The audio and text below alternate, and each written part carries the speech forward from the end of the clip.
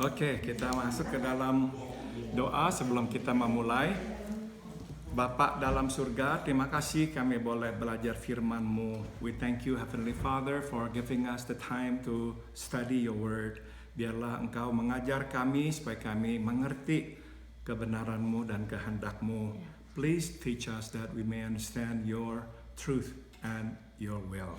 Dalam nama Tuhan Yesus kami berdoa. In the name of Jesus we all pray. Amin. Mari kita buka kitab Bilangan pasal 13. Please turn your Bible to the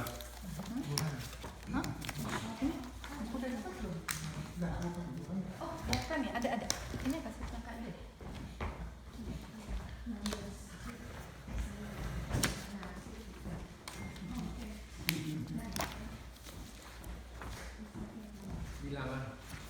kitab Bilangan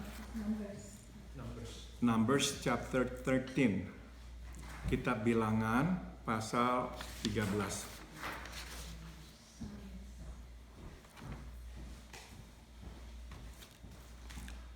Kita membaca ayat 1 dan 2. Bilangan Numbers chapter 13.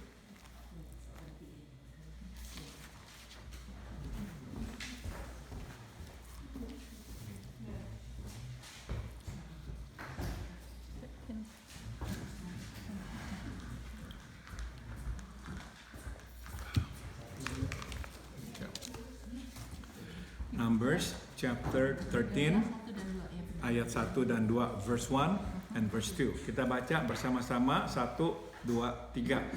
Tuhan berfirman kepada Musa, "Suruhlah beberapa orang mengintai tanah Kanaan yang akan kuberikan kepada orang Israel. Dari setiap suku nenek moyang mereka haruslah kau suruh seorang semuanya pemimpin-pemimpin di antara mereka." Halaman 15 di selebaran yang ada di tangan saudara. Setelah 7 hari tertahan di Hazerot menantikan pemulihan Miriam dari sakit kusta, berangkatlah Israel ke padang gurun Haran, di mana mereka berhenti untuk berkemah. Coba tambahkan kata berkemah. Ya, tambahkan kata berkemah. So after a delay of 7 days in Hazerot, waiting for Miriam's restoration from leper, then Israel left the Haran desert. They went to Haran desert where they stopped and then set up a camp. Disinilah Tuhan Allah berfirman kepada Musa dan menyuruhnya untuk mengutus pengintai. Tambahkan kata pengintai ke tanah Kanaan. So here the Lord God then spoke to Moses and asked him to send spies to the land of Canaan. Ya. Sebelum kita lanjut, mari berhenti sejenak dan perhatikan kata Paran. Before we move on, let's stop and focus on the word Paran. Gurun pasir Paran adalah tempat di mana Hagar membawa putranya Ismail untuk menetap di sana setelah ia diusir oleh Sarah, istri Abraham. Ini dicatat di Kejadian pasal 21 ayat 21. So the desert of Paran was actually the place where Hagar took her son Ishmael to live there after she was asked to leave the home of Sarah, Abraham's wife. Jadi gurun pasir Paran bukanlah tempat yang sepenuhnya asing buat Israel. Di sini telah tinggal keturunan Ismail, putra Abraham. Tambahkan kata Abraham, saudara sekandung mereka. So the desert of Paran was not an entirely strange place for Israel. Here there lived the descendants of Ishmael, the son of Abraham. So their own brother. Stop dulu di sini ya, saudara. Kita mau memperhatikan tempat di mana Tuhan menyuruh mereka berhenti berkemah. Ya, we want to learn a bit more about the place where God asked them to set up camp. Nah, coba kita lihat apa tuh yang terkandung di belakangnya. Let's see what's behind this. Dari sini dapat kita lihat pemeliharaan Tuhan yang sempurna. Tambahkan kata sempurna. Sebagaimana kita ketahui, Tuhan memimpin Israel lewat tiang awan di waktu siang dan tiang api di waktu malam. As we all know, God led Israel through the pillar of clouds during the day and pillar of fire during the night. Jadi berhentinya mereka di Paran adalah dalam pimpinan Tuhan. Tambahkan kata pimpinan. So when they stopped in Paran, it was under the guidance of the Lord. Ya, tiang bukan tiap, sorry ya. Dan sekarang kita mengerti mengapa Tuhan memilih Paran. Now we can understand why God chose Paran. Setidaknya hubungan darah, tambahkan kata darah, antara Israel dan Ismail menyediakan keamanan bagi Israel. At least their blood relationship between Israel and Ishmael provided security for Israel. Jadi inilah pelajaran yang dapat kita petik. So here's the lesson we can glean. Di mana kita berhenti dan siapa yang kita ketemui ada dalam rencana Tuhan. Tambahkan kata rencana Tuhan untuk memelihara hidup kita. So wherever we stop and whoever we meet is in the hands or in the plan of God to provide for us, to take care of us. Jadi saudara, memang di Alkitab tidak ditulis ya mereka ini bertemu dengan orang-orang Ismail. The Bible does not say that they meet with the Ishmaelites. Tapi kita tahu orang-orang Ismail sudah tinggal di sana atau keturunan Ismail tinggal di sana. But we know that Ishmael and his descendants live there. Saudara, mungkin saudara masih ingat waktu ayah mereka meninggal, Abraham, Ishak dan Ismail sama-sama mengubur ayah mereka. Jadi kita tahu hubungan mereka baik. Ya, when Abraham their father died, Isaac and Ishmael actually got together. They buried their father. So we know that their relationship was good. Nah, jadi bisa kita duga waktu orang-orang Ismail mendengar orang-orang Israel datang, ya mereka juga tahu ini adalah saudara-saudara mereka. So when Ishmaelites learned that Israel set up camp in the desert of Paran, they knew these were actually their brothers. Nah, jadi saudara, kita lihat ya, Tuhan sudah menyediakan tempat itu buat Israel. Now we know that God had provided that place for Israel to set up camp and to find security. Jadi kita tahu di mana kita berhenti dalam hidup ini. Siapa yang kita ketemu dalam hidup ini? Ada dalam rencana Tuhan untuk memelihara hidup kita. So now we know wherever we stop and whoever it is that we meet in life, they're all in the plan of God to take care of us, to provide for us. Sambung. Acap kali kita tidak menyadari bahwa Tuhan memelihara hidup kita sampai kita ditolong. Tambahkan kata ditolong.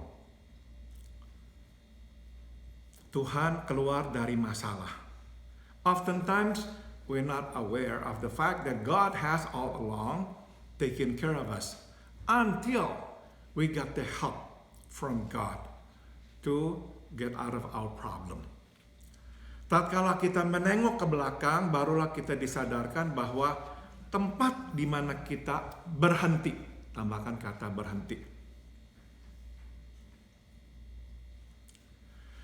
Dan orang yang kita temui, tambahkan kata orang. Di hari-hari yang lalu, ternyata ada dalam rencana Tuhan untuk memelihara hidup kita. When we look back, then will we be made aware of? Will we realize that the places where we stop and the people whom we met in the past turn out to be in the plan of God to take care of us.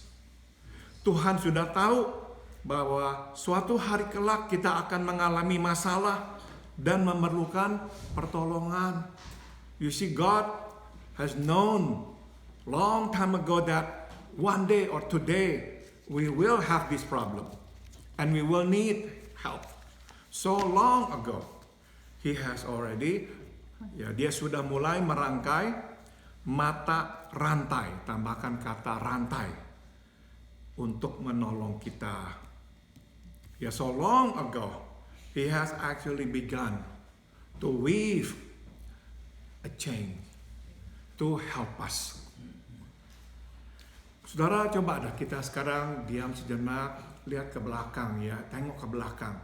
Lihat orang yang kita temui, tempat di mana kita pernah berhenti.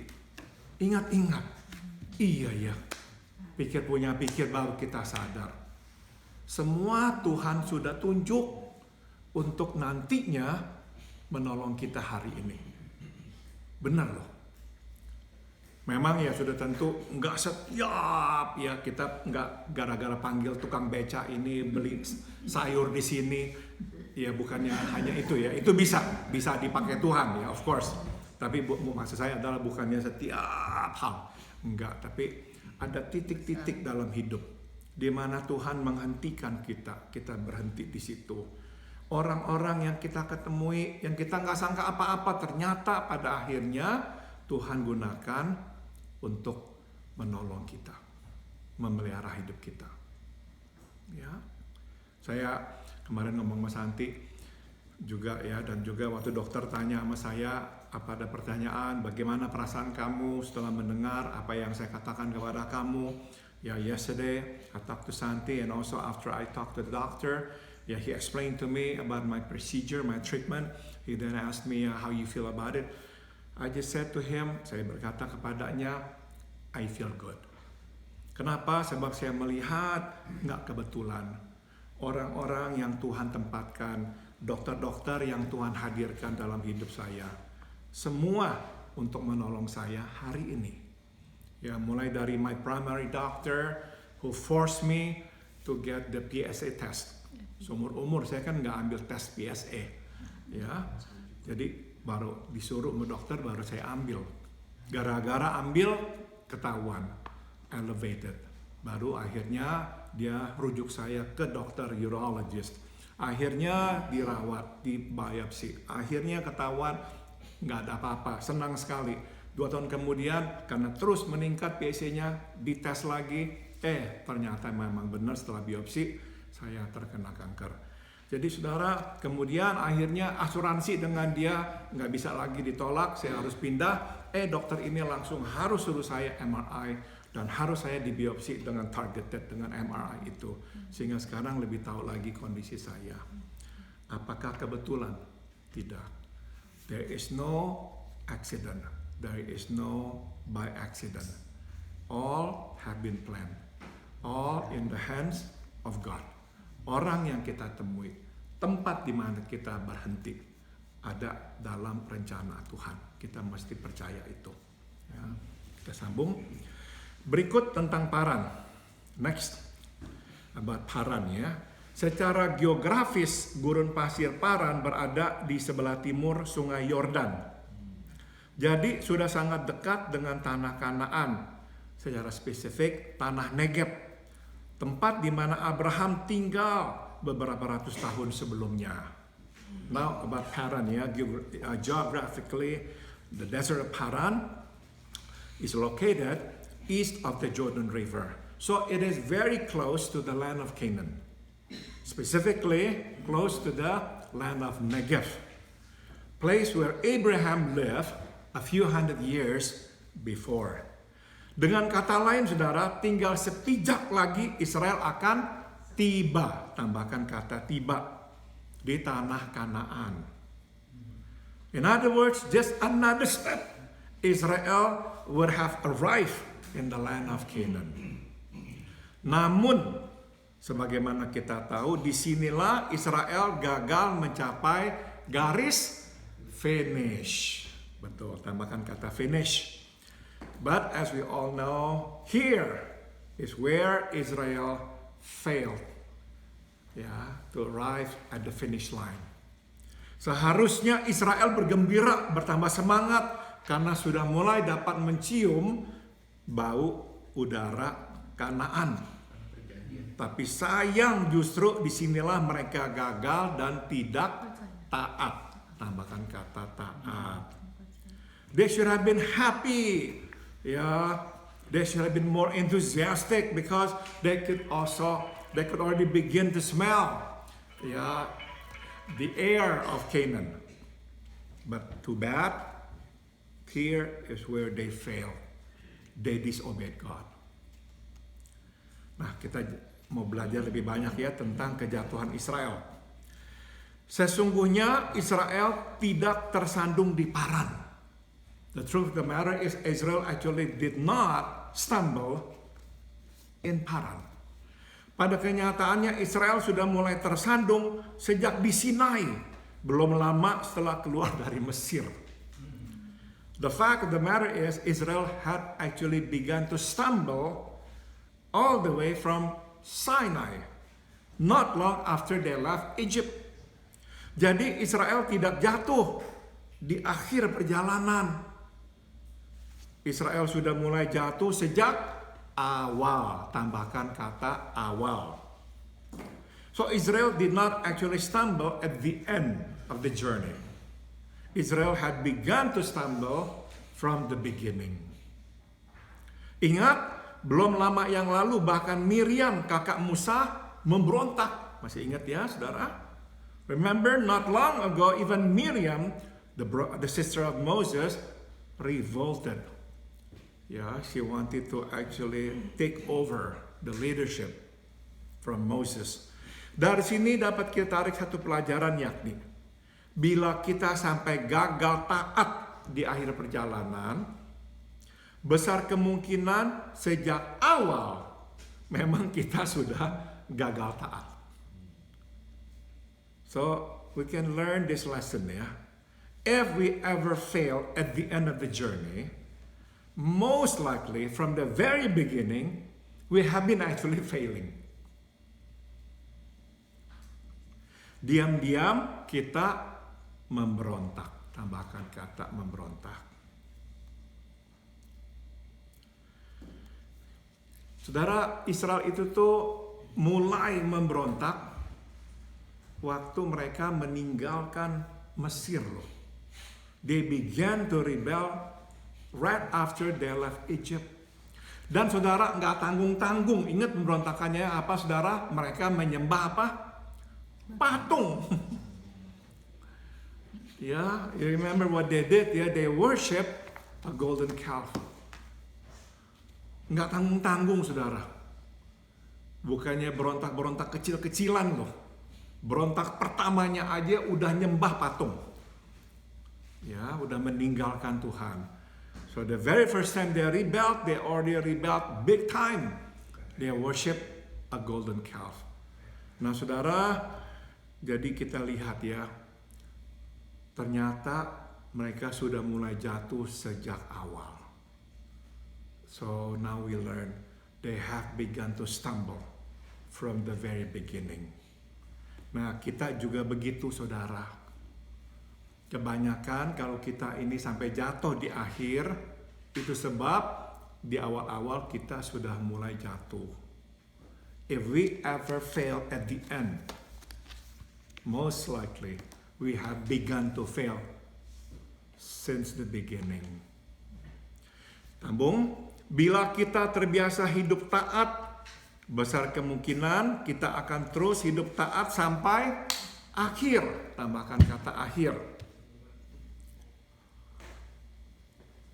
If we are used to living an obedient life, the chances are we would continue living obediently until the end.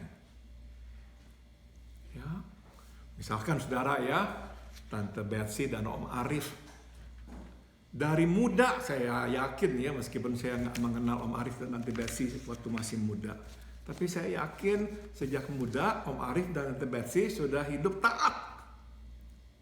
Dari muda. Maka the chances are sampai akhir Om Arif dan Tante Betsy akan terus hidup taat. Gitu. Sebaliknya jadinya saudara, kalau kita sejak muda memberontak, biasanya sampai tua memberontak. Yeah, but if we have that rebellious spirit since we were young, more than likely until we are old, we continue to have that rebellious spirit. Ya. Sambung lagi. Mungkin kita tersandung, tapi kita tidak akan tergeletak. Sebagaimana dikatakan di Mazmur 37 ayat 23 dan 24. Tuhan menetapkan langkah-langkah orang yang hidupnya berkenan kepadanya. Apabila ia jatuh, tidaklah sampai tergeletak, sebab Tuhan menopang. Tambahkan kata menopang tangannya. Ya, of course, we're not perfect. We may fail, we may fall. But as the Bible says, we will not actually fall flat on our face, unable to get up anymore. Because, as the Bible says here from the book of Psalm, God will sustain His hand. Yeah. God orders the steps of those whose lives are pleasing to Him. When they fall, they will not fall flat, ya, because God would sustain them. Tidak tergeletak tidak berarti tidak parah atau tidak serius. Tidak tergeletak berarti dapat bangun kembali. Tambahkan bangun kembali. Bangun, ya. Mau tanya kok. Ini di sini ada Mazmur. Saya nggak pernah belajar Bible Okay. bahasa Indonesia. Ini Mazmurnya apa? Psalm. Oh, Psalm. Psalm. Okay. Oke. Kita ini kan nggak sempurna. Meskipun kita ini maunya hidup benar di hadapan Tuhan, tapi mungkin aja kita pernah gagal, kita pernah jatuh, ya. We're not perfect. Even though we want to obey God, but perhaps along the way we stumble and fall. But if we are used to living obediently to God, when we fall, we will not fall flat and unable to get up. Because God will hold our hands and will get us up. Saudara, dosanya Raja Daud parah apa tidak parah? The sin of David was really grave. It's a bad sin, ya. He committed adultery and he killed the husband of Bathsheba. So it was a bad sin. Tapi ini kita lihat firman Tuhan, ya. Dia jatuh, benar jatuh. Jatuhnya parah nggak? Parah. Tapi tidak tergeletak, tidak diam terus. Dia bangun kembali. Ya, siapa yang dalam Tuhan setia kepadanya, meskipun bisa jatuh dan jatuhnya bisa parah, bisa bangun kembali. Karena tangan Tuhan akan menopang. Sambung. Kejatuhan Israel diparan parah dan serius. Tapi sesungguhnya tidak mengejutkan. Ya, the fall of Israel in Paran, of course, was bad. It's serious. But it was not surprising. Kita dapat menduganya sebab dari awal perjalanan tidak henti-hentinya mereka memberontak. We could anticipate that. Why? Because from the very beginning, they never stop rebelling. Jadi barang siapa memberontak sejak awal, besar kemungkinan sampai akhir ia akan terus memberontak. So whoever has rebelled since the beginning, the chances are until the end they will continue to rebel. Sebaliknya barang siapa taat sejak awal, besar kemungkinan ia akan mengakhiri perjalanan hidup ini dalam ketaatan. Tambahkan kata ketaatan. On the contrary, whoever has obeyed God since the beginning, the chances are they will end this journey in obedience as well. Saya stop. Ada pertanyaan atau komentar? Silakan.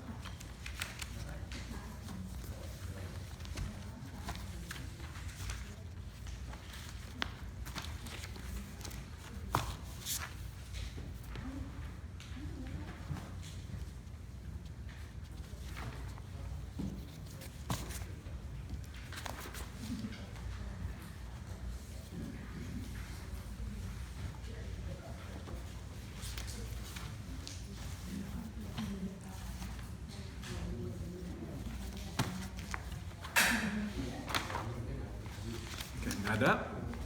Kalau nggak ada, silakan Ci Ireka. Jadi dibilang kalau dari awalnya taat terus. Rebel juga terus siapa tahu kalau dia tadinya rebel terus dia taat. Bisa. Sebelum dia meninggal. Terus siapa tahu dia taat apanya dia ada masalah dia rebel bisa aja. Bisa. Udah tentu akan ada. Kita vonis langsung begini tetap ya. Enggak. Jadi udah tentu akan ada perkecualian. Pasti ada ya. Jadi ada orang yang memberontak, akhirnya sadar, berubah, bertobat, ada. Ada juga yang sebalikannya, taat, akhirnya nggak taat, ada perkecualian. Tapi secara umum, kebanyakan orang yang memang bawaannya taat akan mengakhiri dengan ketaatan. Orang yang bawaannya memberontak, ya kebanyakan susah sekali untuk nggak memberontak. Itu kenyataannya, begitu. Tapi ada perkecualian. Yang kayak Tuhan Yesus disalib kan bilangnya kalau kamu belum menghembuskan atau terakhir kamu bisa bertobat kan ketemu Ya. saya di taman Firdaus ya. Betul. Penting dia waktu menghembuskan nafas terakhir ya. Betul. Makanya anugerah Tuhan nggak berhenti sampai akhir. Akan terus Tuhan sediakan bagi siapa yang mau menerimanya. Betul. Ini bukan sebuah vonis, bukan. Ini sebuah kenyataan aja gitu. Ada pertanyaan lain, ada komentar lain? Oke, kalau nggak ada, saya mau minta Santi dah yang doa mengakhiri. Bapa di dalam surga, kami bersyukur pada hari ini kami boleh belajar tentang ketaatan. Tuhan, Engkau yang menjadi guru kami ya Tuhan, Engkau taat, Engkau juga menjalankan firman dengan setulusnya, Engkau tidak pernah berubah dan kami bersyukur. Tuhan juga bantu kami taat sampai pada akhirnya, karena kami tahu ya Tuhan, bukan kami yang taat, karena Engkau yang memampukan kami yang bisa taat sampai akhir. Kami bersyukur Tuhan, kami bisa dikuatkan pada pagi hari ini oleh firman-Mu. Di dalam nama Tuhan Yesus kami mengucap syukur, di dalam nama Tuhan Yesus yang menyayangi kami semua. Amin. Oke, mari kita masuk ke dalam kelompok doa kita ya sekarang.